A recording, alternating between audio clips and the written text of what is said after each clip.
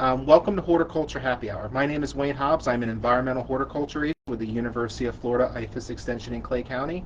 And this is what I'm going to be doing for a series of webinars, usually about 10 minutes or so every Thursday at 6 p.m. as a way to try to reach new audiences, cover some new information in a different way.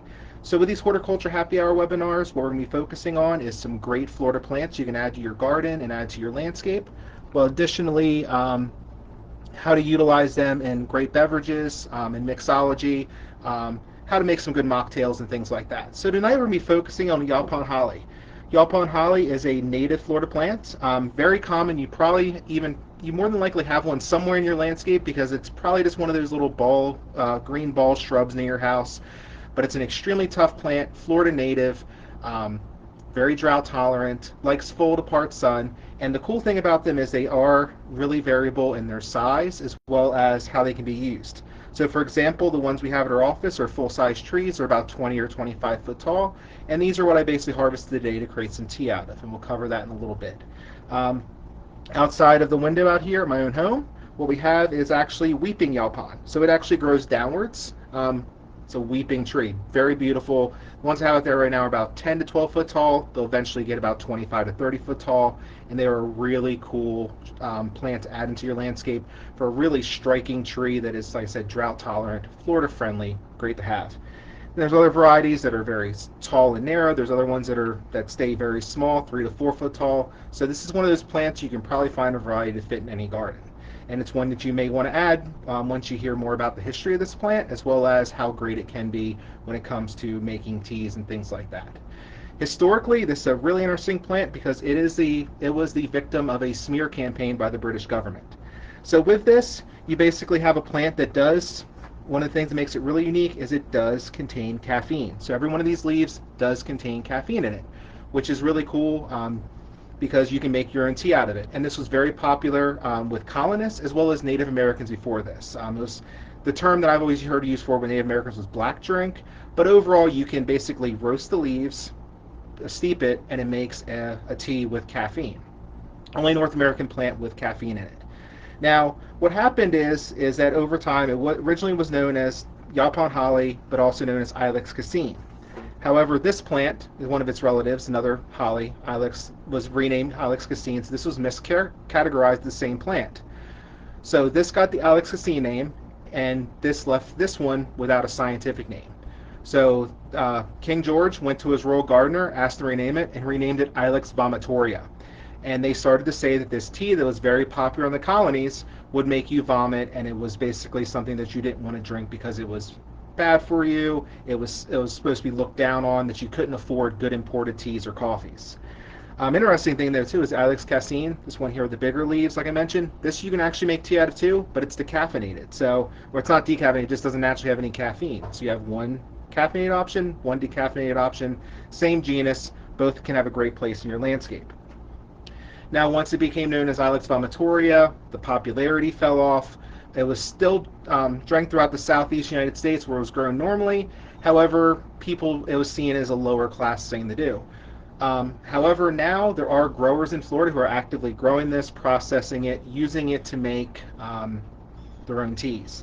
And you may find this in some grocery stores near you now. It's a very nice tea, has a very kind of green tea flavor to me, a little more earthy, a little more robust. What I like about it, it's one of the few teas I can drink where I don't need to add some sort of sweetener.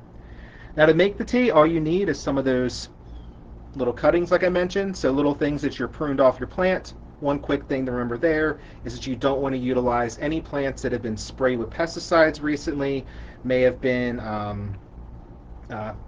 and you want to make sure that they are safe to use. You want to wash them before drying them, make sure there's no contaminants, make sure you know the history. That's one of those big tenets of edible landscaping anyway, to make sure that you do know that things have not been sprayed on there, that you're not going to accidentally expose yourself to some sort of chemicals.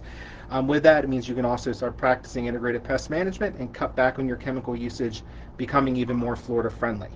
Now to make the tea out of these, all you do is you take these little stems, lay them down onto a cookie sheet and put them in your oven. What I usually like to do is to put them at about 350 or so for about 3 to 5 minutes. They'll dry up nicely. You can also air dry these, but in Florida we have a lot of humidity that takes time. I've had good luck with just doing it in the oven, and I do know there's one other agent in the state who I talked to about this, and he actually makes like oolong tea and stuff out of it. So there's a lot of cool ways to do this. But after you roast it, you get basically a lot of dried leaves.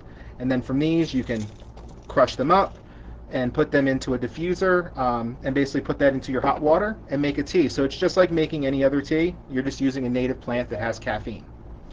So with this, you have an opportunity to have a plant in your garden that you can make your own tea out of, saving you some money, having something kind of unique to say that I directly took something from my garden, brought it to my house, and now I'm enjoying it on hopefully some cool autumn days coming up. Now with that, there are other ways to use this. For example, you can make a really nice iced tea out of it. Like I mentioned before, I already did one of these live videos. I don't think it actually went live, but with this, I did take a couple of sips out of this. It is kind of warm out here in my screened-in patio area. But here, basically, what I used was a little bit of lime, because with mocktails, you do want to use a little bit of citrus, give some acidity to the drink. I did some sweet here, so some passion fruit syrup I had made up, and then I finished it off with just fresh steeped Yaupon tea. Makes a very nice, light, refreshing tea, but you can also utilize in different ways to make different beverages. Basically, anywhere if you see a recipe out there that calls for green tea, replace it with Yaupon. It works great. So that kind of wraps it up for Yaupon Holly. I do like to mention that we are going to be doing one of these every week at 6 o'clock. I mentioned a little bit late today because I accidentally did not accidentally click the wrong thing at the start and did a full live video and it didn't post. But if we're going to be doing one of these every week, next week we're going to be at the same time, September 25th at 6 p.m. We're going to be taking a look at mint, because mint is one of those great ingredients and garnishes we do get a chance to utilize a lot. So if you enjoyed this, please show up next week. Tell friends, share it on Facebook. This video will be available afterwards, so you can definitely go back and look at it. And I'm just happy to kind of share my love of taking things from out in my garden, bringing them inside, and finding ways to use them in different beverages. We'll also getting to promote my great parts of my job.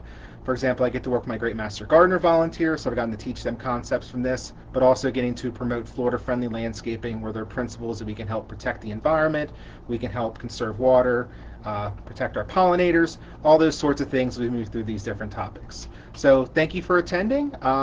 That's about wrapping it up for today. If you have any questions, feel free to reach out to me. My phone number at my office in Clay County is 904-284-6355, or you can email me at whhobbs@ufl.edu. And if you're outside of Clay County in Florida, remember there's an extension office in all 67 counties, so feel free to reach out to your home county for more specific information about growing there, or ask me your questions. I'm happy to help. Hope you have a great night, and thank you for attending.